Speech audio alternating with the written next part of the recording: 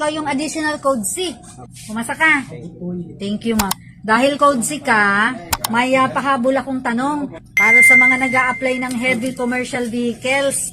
Ang tanong ko sa iyo eto, ano ang iyong aasahan kapag mayroon kang sakay sa likuran?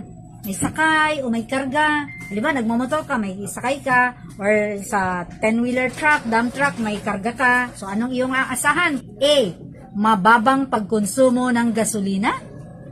Letter B, walang lugar para sa mga kargamento. O letter C, mas mahaba ang distansya ng pagpreno. Palagay mo, anong tamang sagot? Letter C. Mas mahaba ang distansya ng pagpreno. Bakit? Kasi mataas yung momentum ng sasakyan. Kayong kabuuang timbang ng sasakyan plus yung karga mo, mabigat. Kaya pag nag-apply ka ng brake, hindi siya hihinto agad. Kapag mas mabigat yung sasakyan mo, mas matindi or mas malakas yung tulak niya pasulong. Mas malaki yung energy na nagagasto niya para mapatigil ang momentum ng sasakyan. So, anong importante? Distansya, amigo.